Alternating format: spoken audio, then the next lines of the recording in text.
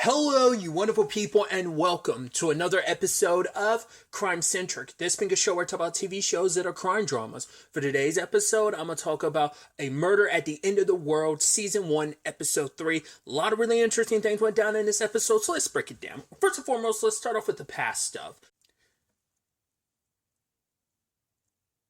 These moments with Bill and Darby, which I think are really interesting. Obviously, just the little things. I feel like it also, especially because they had that whole conversation about GPS death of like, oh yeah, the GPS will take you to the wrong place. He references a family that died because the GPS pointed them in the way of quicksand because, hey, it was the shortest route or whatever, which is so interesting because we know that Bill, it ties into the future stuff because, or present day stuff rather, because Bill was very distrustful, had issues with technology, so it feels like they're kind of setting that stage even back then. But him and Darby went to investigate, I think, I don't know if it was necessarily like the first crime scene of this serial killers, or it was one of the sites of one of the killings, and they're trying to understand why they picked such an like open area. Were they trying to get caught? And Bill's like, no, the killer's just so confident they don't think they'll get caught, which is so interesting because you cut that to present day with Darby, like dealing with the whole aftermath of everything with Bill. So I thought that was kind of like perfectly cut to be like, right, this killer is kind of thinking the same thing. Because I believe, if I'm not mistaken, that scene is Darby staring at the computer being like, I'm going to catch you. So they cut those scenes together like that was really interesting and obviously extremely purposeful. We also learned Darby has that weird thing of putting Coke and coffee together. Never had that. I'm not the biggest coffee person. I get iced coffee every once in a while, but not the biggest coffee fan. But like putting Coke and cola and coffee together seems atrocious. Bill was like, no, but Darby's like, it's a good acquired taste. I guess it's meant to be that upper of like the sugar high, but also like the caffeination high on both fronts. Maybe that's what it's supposed to kind of hit you with, like almost like a quadruple shot type of hit of like, oh, I've got all the adrenaline in the world.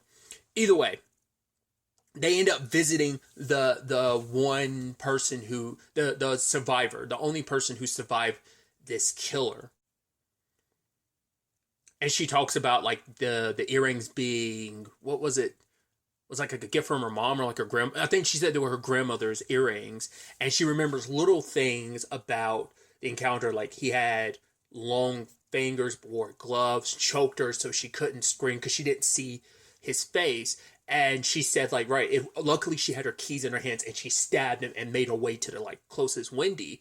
And I thought it was interesting where Bill was like, hey, you were brave. Like, did anyone ever tell you that? She's like, no, the police just told me, blamed me, being like, why was I out alone at that type of night? I was like, interesting.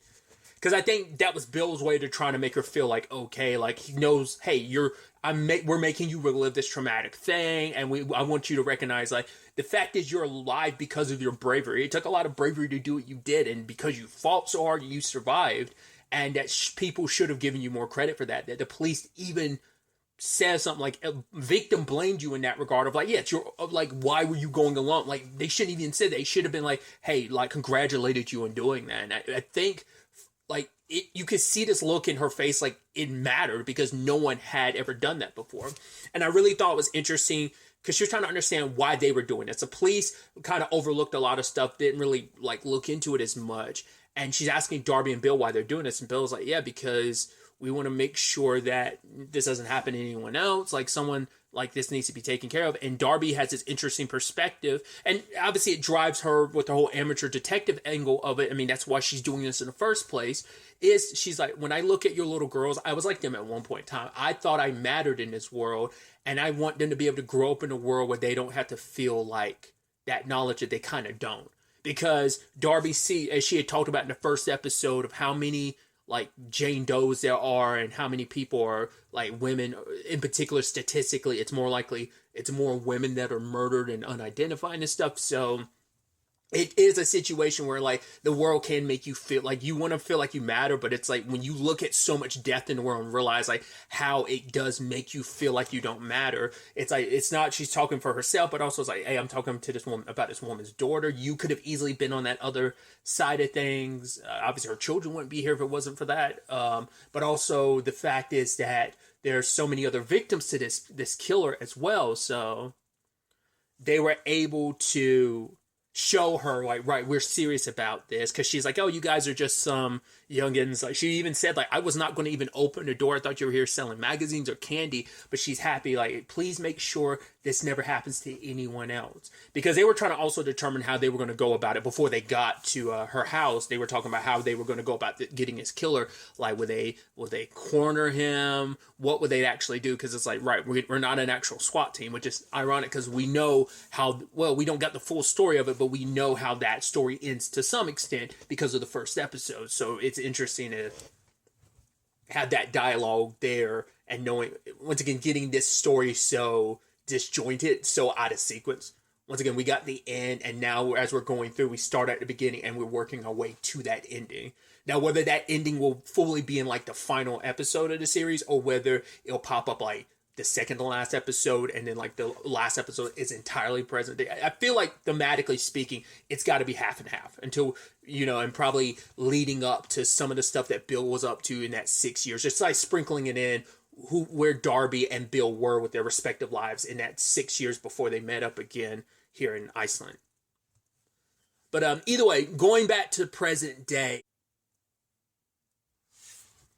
Darby is obviously surrounded by a large room of suspects, and she doesn't know who she can trust. There was even that beautiful and scary moment later on when she's listening to Ziva singing that song, and she kind of like sees Ziva with the mask, and then she looks around the room, everyone's got the mask on, because she doesn't know who to fully trust. It's like a long list of anyone could be the killer. She doesn't know. She doesn't even fully trust Lee. If you notice, Lee's in one of those masks as well, because she didn't tell Lee what she found, because she's like, you're a hacker, Lee. You could have just as easily found out what was in that security footage more than me, so why did you have me hack it? Which Lee gives her an explanation later on. I'm a full-time mom to a child who does not sleep well, has nightmares frequently, and I'm also balancing all this stuff with my husband and building the future out. So a lot of that's taking my time. Like, getting away to hack away for a few hours is not easy. Like, is that a good enough explanation? Maybe, maybe not. I don't know. Because it's not like she's brushing their child off to a nanny. It is just a thing of, she is a lot more hands-on, and I think rightfully so, because she probably feels the need to because of Zoomer's nightmares and stuff. So I am giving her the benefit of the doubt with her explanation, especially when she talks about what her connection to Bill is. This episode really gives us insight into a lot of people's connections, but let's take Lee's and Bill's first and foremost. She said they hooked up once, but it was never like a full completion thing because he couldn't keep his direction. She felt embarrassed, and it's like we were just better as friends.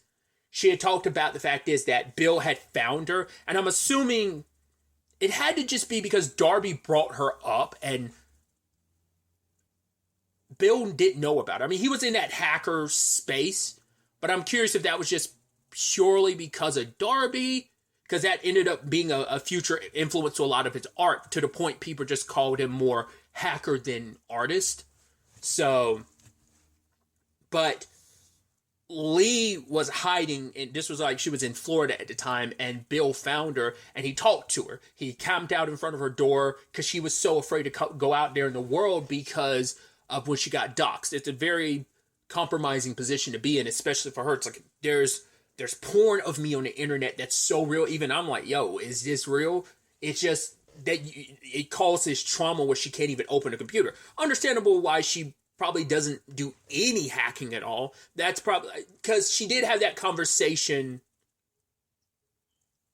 I believe that was after she talked about that after she had made her point of, yeah, I think that was just kind of like an early excuse, and her trauma is like the real reason why she can't really set aside time to do any hacking. I mean, to be fair, it's been a couple years, so maybe the trauma's not there as much. She was talking about it in the past, so maybe it's not as much present day. So maybe it is leaning into the whole, because I kept bringing it up, it feels like Zoomer, I was so certain, it's like, Zoomer's got to be his kid, but she's like, no, we didn't, even when we hooked up, we didn't hook up. And she had already said, like, hey, I had an on and off thing with Andy, we got married, he had Zoomer. So it does seem like it more as Zoomer's his kid, What's interesting though is someone was kind of having a theory I read a little bit of that they were kind of thinking Zoomer's more on the AI, that he's not human. That's the thing. I wasn't going into the show thinking there was going to be just based on the trailers, I didn't see that much of the science fictional angle to it. Um,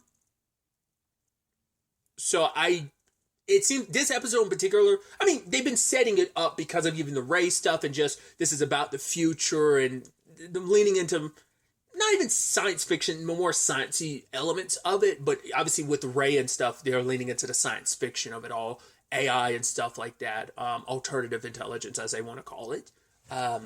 But I'm curious, as we're creeping more and more into the technological angles of this series, that will end up being a bigger plot thread. Because someone had said, like, hey, I don't think you're looking at the technological element as largely as part of this story. And I wasn't, because I was thinking that's just kind of a backdrop situation. But this episode has started to implement that more in this series.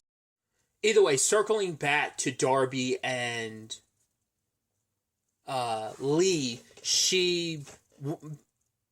Darby ultimately opens up to her and shows her, okay, this is a person in a mask. It doesn't have any significance other than it's meant for AI recognition, which I think that's a thing in real life too. At least I've seen it showcased in shows. I don't know like how real that is, but you've seen that where people might rob something and they wear a mask that like kind of scrambles the image like during like, that's more like recording properties, but obviously it's to be able to hide any of your features so that AI can't like reconstruct your face just based off the points it gets. It completely obscures it from the AI to even be able to kind of begin assuming what you look like. It's my understanding of it. But and obviously there's a long list of people at this place who would know about that, so it doesn't really narrow down the suspect list at that point in time. Did think it was interesting that Lee was willing. To be fair, her son is having nightmares. She's trying to calm him down so he'll be able to go to sleep. But the fact is that she was willing to have these conversations while he's over there asleep. The kid's pretty smart too, so it feels kind of interesting that you would have those conversations with Darby. So, to be fair, you're also having these conversations where Ray is listening, but everyone's kind of entitled to their privacy. There was one time where Darby turned something off, like a recording thing, so maybe that's kind of fine. I don't think she ever turned that back on, but maybe I'm reading too much into that. But it felt you were a little too loosey-goosey with that conversation. To be fair, you can't have that conversation anywhere else without it being, oh, what's Lee and Darby talking about? Why are they outside having this conversation for someone to walk in or listen? You have a lot more privacy in your individual room, and so that's also the fact that Darby fell asleep with Lee and Zoomer there, and when she woke up, they were gone. It's just a lot there where I'm like, I don't think Lee's a suspect or anything. It just seems interesting that all went down the way it did. It's just my thing of just feels a little weird. There's also that scene with Sean, which I thought was so interesting, because Sean was already picking up, like, oh, here you are questioning a whole bunch of people, because she's trying to talk to Rohan, but he kind of walks away from her, because it's like, right, you obviously knew Bill, and you were the most distraught about the news. Like, everyone's upset, but you were the most distraught about hearing, like, next to Lee and Darby, Rohan had the most, like, he is the one that actually cried. I think Darby kept a lot of that in. I think Lee did too. But Sean ended up being like, hey, so why are you kind of questioning people? Kind of making this whole point of, oh, they printed 5,000 of your books, you only sold 2,000. Darby's like, yeah, so? And she's like, right, there's a difference between having something to say and having the power to make people listen, essentially. So it's fine and dandy to have something to say, but unless you have the power oomph behind you, kind of showing the difference. She's like, you are here for a reason, so don't bite the hand that feeds you, because you are here because there's something, because that also ties into the Bill stuff, because it turns out Andy's the one that invited Bill, but Lee's the one that kind of convinced Bill, hey, you should come. Because also we find out that Bill wanted to talk about something, which I'm wondering, is that related? Because the look he had given to Lee, she doesn't know what's kind of discussed later on about between, or what we discovered was spoken about between Rohan and Bill. I don't think she was aware of that, but maybe she would have been a figure in all this.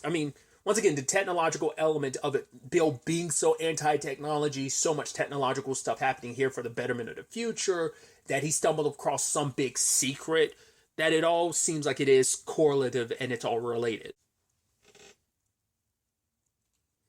Especially because this episode we learn what the future is that Andy is speaking about. It's something that Oliver made called what was it called? Swarm robotics. Essentially, you have these like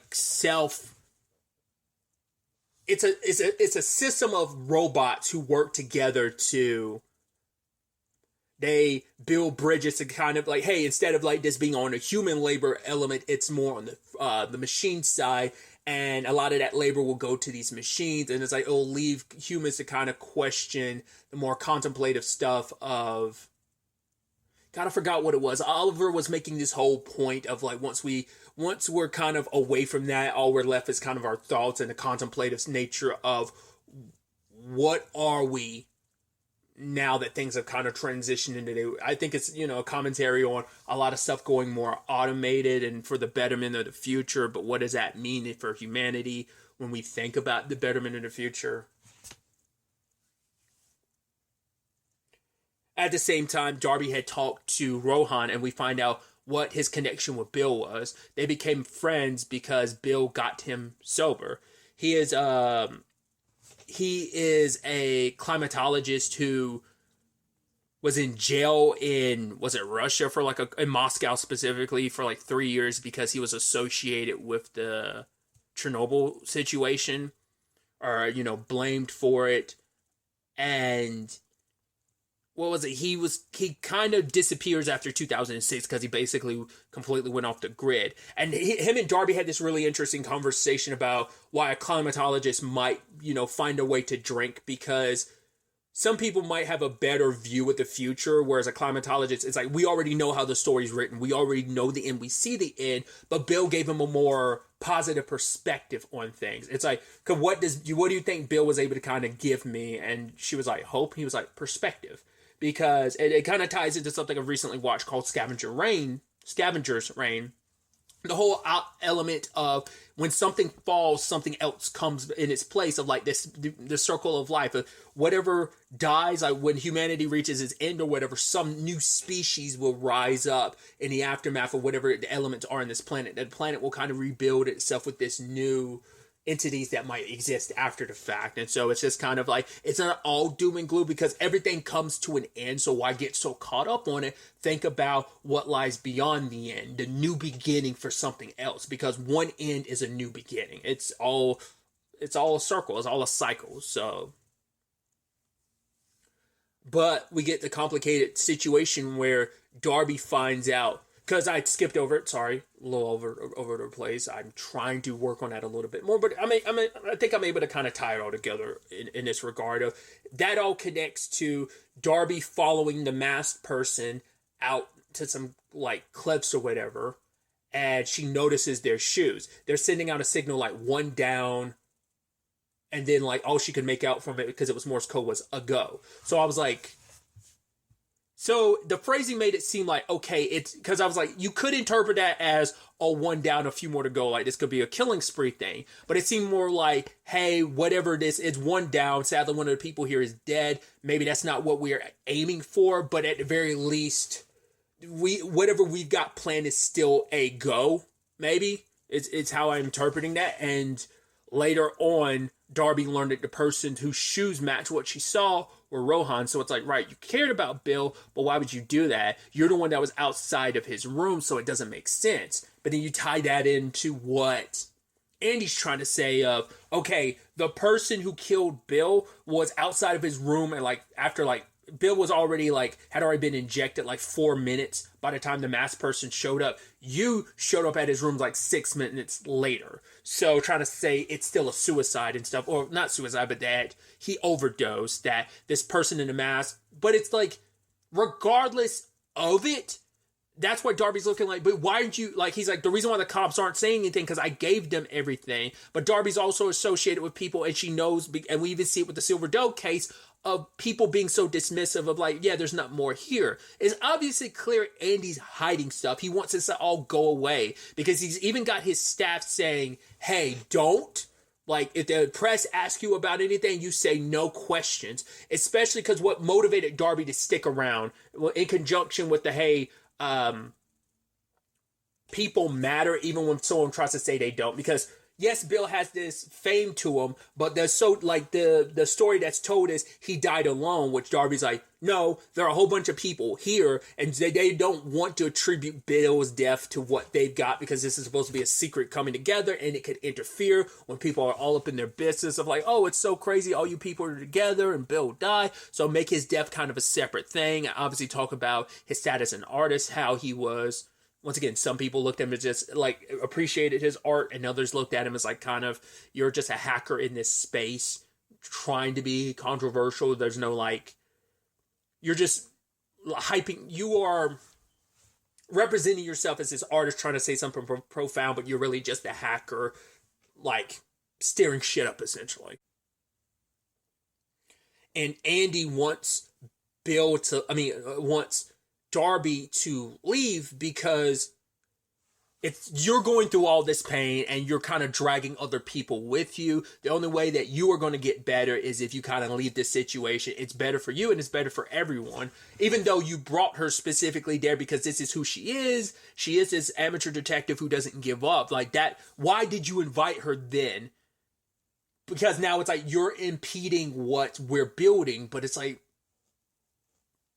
there's a little bit of an, I guess not oxymoron, I don't know what the phrasing I would actually use, but it feels inconsistent because it's like, to be fair, once again, there are people who are brought here by Andy, there are people brought here by Lee, so it had to be Lee, maybe because of Bill, that she decided to bring her, because I was like, right, Andy isn't the one that invited her, but once again, you are here for a reason, and Andy's he joked about it in the first episode, I don't know why you're here, but kind of does. And you won't let her do what she's doing because it impedes whatever it is you've secretly got going on, or you don't want her up in your business. Or maybe you truly do believe that she will compromise what you're building for the future because what we're doing here is so important. And that's why we have to stay despite losing Bill, because there's no telling of if we'd be able to get these minds together again, because it took 2 years to do this. We'd have another 2 years to try and get it all together. How much worse the state of the world would be in that time frame. And it's like we kind of have to act now and move forward now because we have to start the timetable now to kind of help things in the long run and build upon things. So... especially, too, because they had that whole conversation about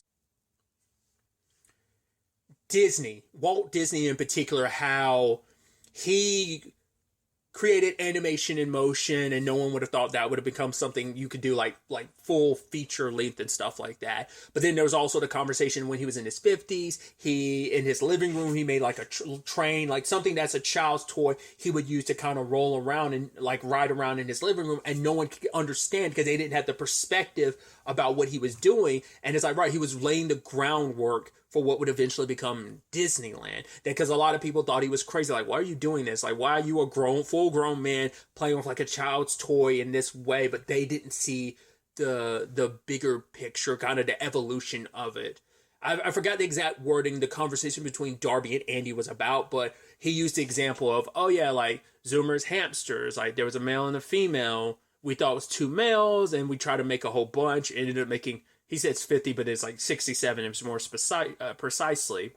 He even talks about Ray being an amalgamation of his own house AI and some other stuff. That it is this interesting hybrid of you... God, I forgot the exact phrasing of trying to evolve things. Was kind of like the basis of it, but it was a very specific wording they did, and I'm forgetting the exact phrasing that was kind of used. And so that's why I'm like, Darby is interfering with what Andy's trying to do here in that same capacity. No one else is seeing the vision that he's trying to create, and your presence here is hindering that, even though your presence is unnecessary because you were brought here for a reason. Even though Sean's up there telling you don't bite the hand that feeds you, and she kind of did, questioning all these guests. It's like, oh, I already know you hacked into stuff, like how would I not know? But it's also, why would you expect any less? Because you also let her keep doing it, but you only had a problem with it. I mean, once again, who knows when in this whole time frame he found out, but he noticed, like, hey, you're talking to people, you're upsetting people, especially Rohan. There's also that David conversation where I thought was interesting. He's like, oh yeah, you were staring at those robots like your kid. She's like, I'm not a kid. He's like, yeah, sure. You know, she's like, why do you have to be such a dick? He says, because I'm rich. She's like, you would be a dick even if you were poor. He's like, yeah, you're interesting, kid. Like, you're very, I read your book. You're very smart for a kid. We should get drinks sometimes. And it was weird. It is like how annoying how he like looks down upon her. Where that character goes, I'm so interested, because he's just been nothing but a dick anytime we've interacted with that character. So I'm like, what is his deal? Like, he looks up down upon her, and it almost feels like Andy's in that same boat as well, whereas like someone like Martin seems to be the only other, and Lee seem to be the only people that kind of appreciate her. Everyone else kind of looks down upon her. I'd say Lumi and seems like okay with Darby. Not quite sure where Ziba stands in a grand scheme of things. Sean feels like she's kind of like, hey, take the opportunities that are given to you, because she was given an opportunity, because she's the one, hey, first woman on the moon. I came back to ask a lot of power players, a lot of powerful people of industry, I think even like governments, to like put forth money and programs to do more space exploration. And that's actually where her and Andy met, and they became associated business wise and stuff. Interestingly enough, we did get this detail from, was it Tomas, the one of the wait staff, that Bill had 3 cups of tea sent to his room. So, well, we know one person he was going to meet. We end up finding out it's Rohan. Who was the other person? Because Rohan was like, I want to kind of, this was a plan me and Bill came up with, because he initially wanted to distance himself from Darby. He didn't want to talk to Darby, but when Darby's like, I know you loved Bill, and he's like, how do you know? It's like, because I loved him too. So it turns out Bill stumbled across the secret. Like, they had their own plans when they came here, and I guess while they were investigating stuff, Bill found out something. I mean, let's not forget, he did also say he wanted to invite Darby, so maybe one of those cups of tea was actually for Darby. I would assume not, because maybe he assumed she wouldn't want any, but because he didn't know for sure if she'd come by his room. He was like, okay, it's fine, but like, he was like, stop by my room, but she was like, no, which she did eventually, but it was already too late by then. But before Rohan could say anything, he sadly ends up dying as well. And there we had that ending moment where just like Darby falls to her knee. The last a piece to this puzzle is now gone. She'll never know what Rohan knew, that Bill knew, that could have gotten Bill killed, and most likely got Rohan killed because he knew. And for that, just kind of that moment of her just staring to Andy, because Andy's trying to brush it off like there was nothing, Bill's death was yada yada yada. They don't know how Rohan died yet. They just know that he died, and now, oh, let's get everybody underground. I'm catching a little bit of the next preview. It's about him trying to figure out who here has betrayed us, who's going on this killings, because obviously Bill and Rohan were in hand, and I think they were going to dismantle some portion of this. You could probably look at it like, well, because of the robotics angle, it feels like it could be Oliver, but that feels like that's too obvious. I'm curious if that whole helmet thing that Zoomer had going on about like that kind of, I think that's more AR. Yeah, it's definitely more AR, a helmet that he had going on where you have to kind of chase and grab the crown. Could be a deeper metaphor for trying to catch the killer, of like, oh yeah, it's not going to be as easy as you think it is. He also references, my parents fight a lot about the future, and obviously, once again, that tends to be the crux of the story. I mean, that's why these particular people are gathered in this place, is for the future and the technological elements to it. So it's going to be interesting to see where the next episode takes us with all of this. But really, that's all I wanted to talk about. Till the next time we meet, be happy, be safe, live life to the fullest, and enjoy it. Good day, and goodbye.